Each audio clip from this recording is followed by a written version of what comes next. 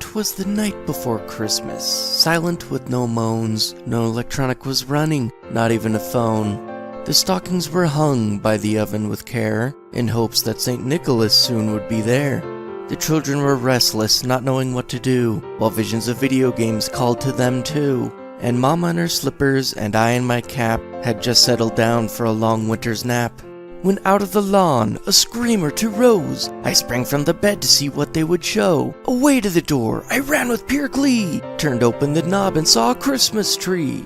Every neighbor and parent were standing in snow, waiting in front of a Christmas-like glow, and my friend stood. Proudly he exclaims, "Take a breath, for now we have video games."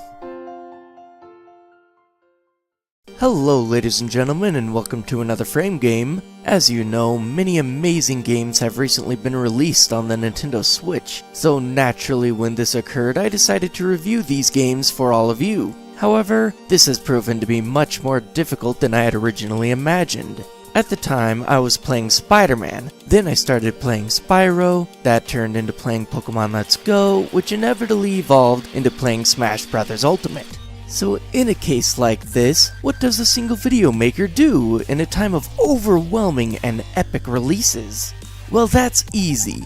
He uses these games to make his Holiday Extravaganza review list.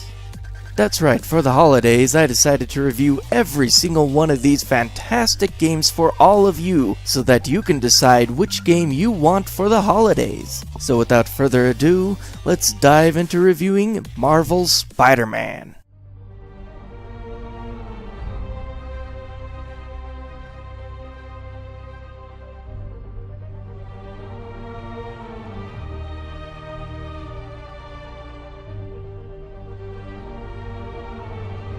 That's right, after all these years we finally got the Spider-Man game that we've always wanted. But is the game good, worth the price, or even worth borrowing? Only one way to find out. In this video review, I will be covering graphics, audio, gameplay, and overall experience, so let's dive directly into the graphics. This game is by far the most beautiful Spider-Man game I have yet to see. Not only that, but the visuals themselves stand up really well against other current games. That's right, this game is absolutely gorgeous. The lighting is spot on, the overall city aesthetic is kept strongly all throughout the game's entirety. And on top of this, the design aspect when it comes to villains and Spider-Man's costumes are certainly top-notch. Not only this, but the overall object placement of the game is truly masterful. Not only does the overall city look and truly feel like a realistic New York-esque location, but the interiors of each and every building you enter feel nearly 100% realistic. Now I say nearly since we are talking about Spider-Man, which means over-the-top and advanced technology exists. But if those things were to exist in our modern world, I could certainly see them looking and feeling exactly as they do in this game. That's why I am going to give the graphics a 5 out of 5 slimes. The visual style is extremely detailed, but also not afraid to feel cartoony at times. Thus, the old school comic feel is preserved within the game itself. But this isn't the only category we have to sift through, so let's move on to the audio.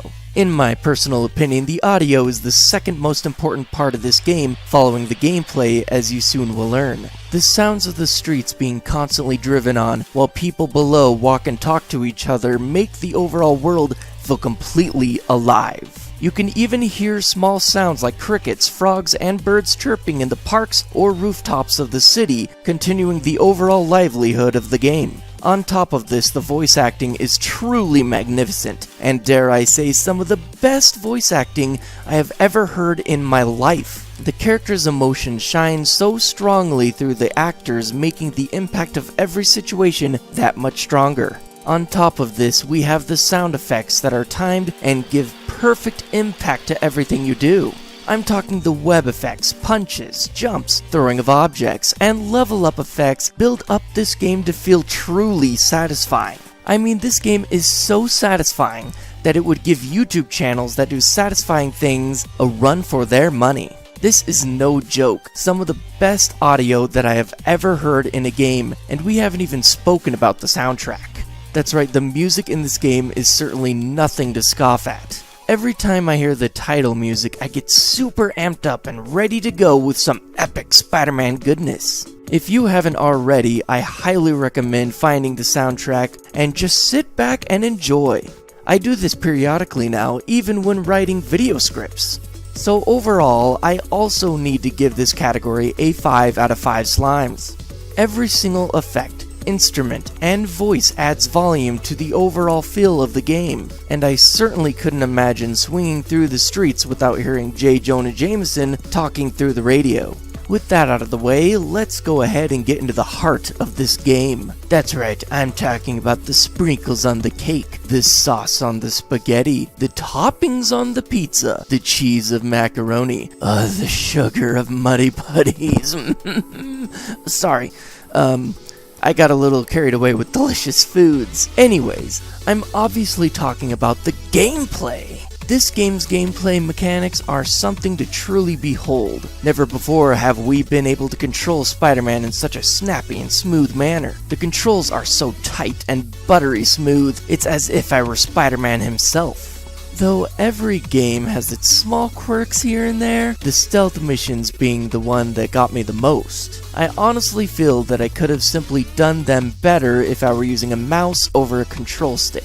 Sometimes I feel as though my vision simply wouldn't turn fast enough to get the perfect score. Sometimes Spider-Man would even tackle the wrong enemy that I was aiming at. Other than this though, everything seemed to work perfectly. I'm talking about the overall swing through the city, fighting of bad guys, boss fights, and all the puzzle games. On top of this, you get some sweet customization when it comes to ultimate suit abilities and gadgets. I was able to make Spider-Man the way I wanted him to be, allowing for a more personal experience. Not only this, but the ability to mix and match suits with different abilities was by far the best feature. With this, I was able to wear whatever suit I wanted without being stuck with the less than desirable suit ability. Thus for the gameplay, I once again am going to give it a 5 out of 5 slimes. The game truly makes you feel as if you're the Spider-Webhead himself, which is a feat that no other Spider-Man game has ever been able to replicate. The closest was Spider-Man 2, but even that wasn't anywhere near as solid as this game.